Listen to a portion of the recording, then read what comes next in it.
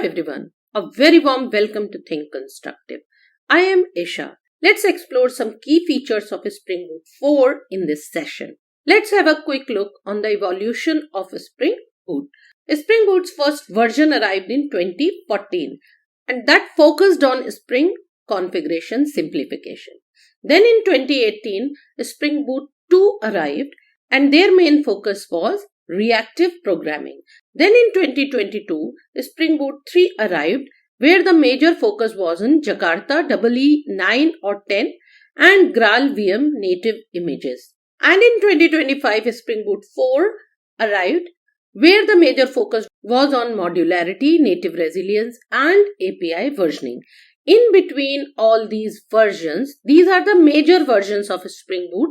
But in between all these versions, there were several minor versions wherein some or the other improvement kept on coming.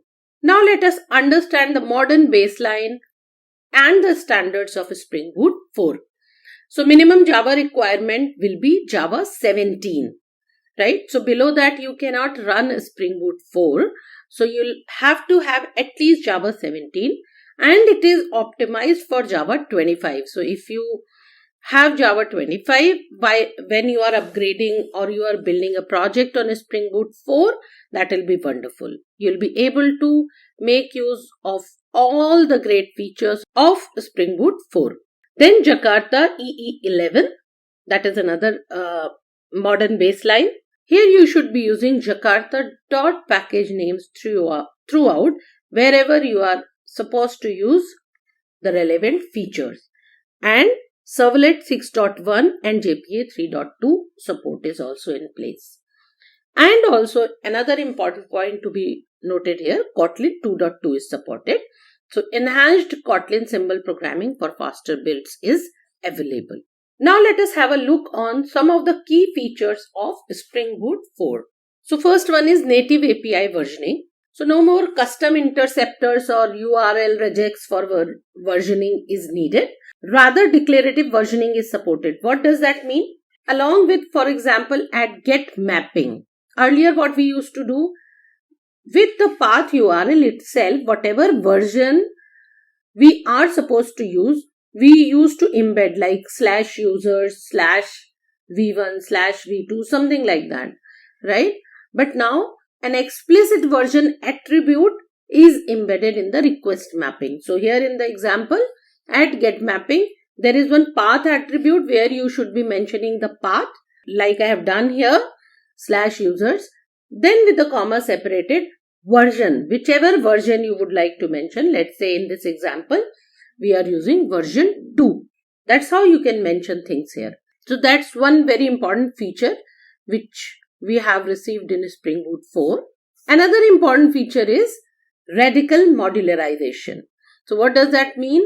Spring Boot auto configure became too large and because of which startup becomes very slow. So the solution what is included in the Spring Boot 4 is it is refactored into smaller granular modules and the benefit what we are receiving is startup became faster and reduction in image size for cloud native deployment. So for cloud native deployment also, if jar is smaller, then image size will automatically become smaller. Because jar has become smaller, so vulnerability surface is also reduced because fewer unused classes in the class path. Unused classes, so many unused classes has been removed. So vulnerability chances becomes lower, reduced. Another key feature is built-in resilience. What does that mean? It reduced the dependency on external libraries like Resilience 4J. So whatever third-party libraries we were using for resilience, like Resilience 4J, it started reducing dependency on them. And how is it doing? It has included new native annotations such as retrieval or concurrency limit in order to support resilience mechanisms. So the benefit what we are receiving, the actual benefit, it is integrated directly into Spring lifecycle, so providing better observability and lower overhead. And another important feature is observability and open telemetry. So here are some points for that as well. So new Spring Boot starter open telemetry is introduced. Log trace correlation native OLTP logs. Native support for OLTP by default we have received. Observability for Graal VM and virtual threads, and enhanced actuator features. So these are some of the very important features which Spring Boot 4 has provided to us. There are many more. Let's have a look on some of the important deprecations. So first one is undertow removed. So as you might be knowing, Spring Boot supports 3 application server by default: Tomcat, Jetty and Undertow. So in this version, Undertow support is removed. And another important deprecation is JUnit 4 support is also dropped.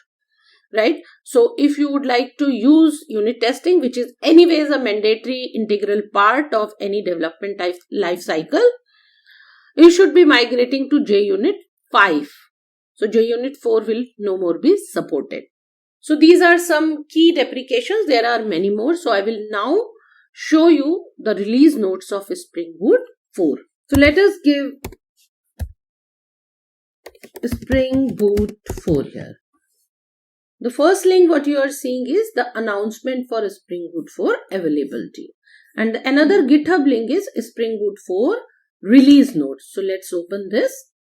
And here you can see the complete release notes of Spring 4.0.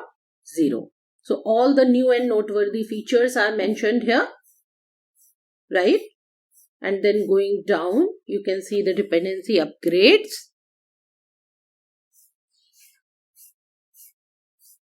Then you can see the miscellaneous items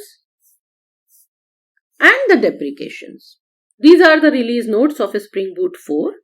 If you want me to cover particular feature of Spring Boot 4 in depth, write your questions in the comment box below. I will come back with a session on that particular topic with the detailed demonstration.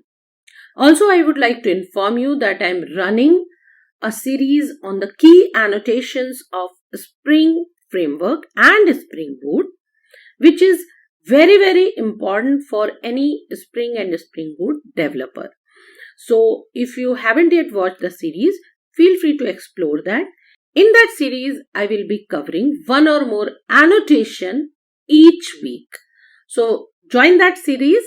There are many more Java, Spring Boot and microservices sessions available on the channel. Feel free to explore them. If you haven't yet subscribed to the channel, subscribe now and share the channel and session details with your fellow developers, whomsoever can be benefited from that. If you like the session, hit the like button and hype the session so that it can be recommended to more and more people. See you in the next session. Bye for now.